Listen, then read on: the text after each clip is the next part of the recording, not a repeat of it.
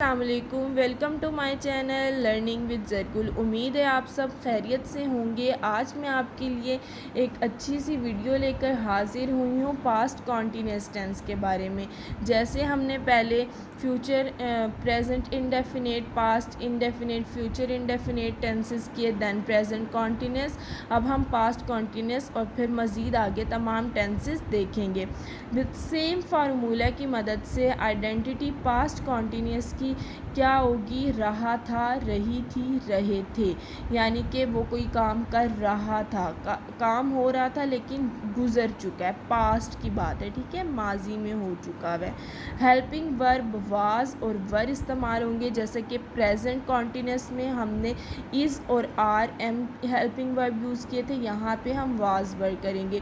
ورب کی form I N G form of verb use ہوگی۔ آئی N G form of verb کو ہم فورتھ فارم آف ورب بھی کہتے ہیں۔ یاد رکھنا ہے کنٹینیوس کے جتنے بھی ٹینسز ہیں اس میں آئی این جی فارم ضرور یوز ہوگی، ٹھیک ہے۔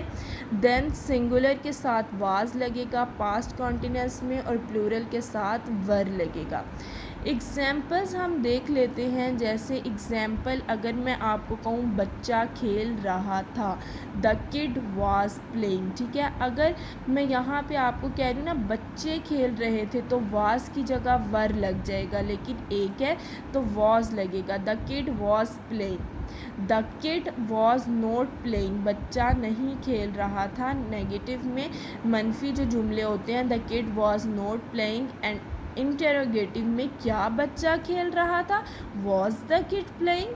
اسی طرح اگر ہم دیکھیں اس سنگولر کو پلورل میں کر دیں، بچے کھیل رہے تھے، تو ہم دیکھیں گے دا کڈس، واز کی جگہ ہمارے پاس پلورل میں دیکھیں کیا ہے، ور کا استعمال، تو ہم یہاں پہ بچے پلورل ہیں، ٹھیک ہے، یہاں پہ بچے ہیں تو ہم یہاں پہ ور کا استعمال کر دیں گے۔ دا کڈز ور پلینگ، ادھر کڈ تھا ادھر کڈز ہو گیا، بچے نہیں کھیل رہے تھے، the kids were not playing, ہمیشہ نیگیٹو میں ناٹ کا استعمال ہو جائے گا۔ کیا بچے کھیل رہے تھے، اور یہاں پہ ہم ہیلپنگ ورب کو اٹھا کے پہلے لے جائیں گے تو کیا بن جائے گا ہمارے پاس، interrogative, were the kids playing. اسی طرح آپ نے سارے ٹینسز میں کرنا ہے۔ اگر آپ ایک فقرہ بنا لیں تو نیگیٹو اور انٹروگیٹو تو آپ کے لیے بالکل بھی مشکل نہیں ہوگا انشاءاللہ۔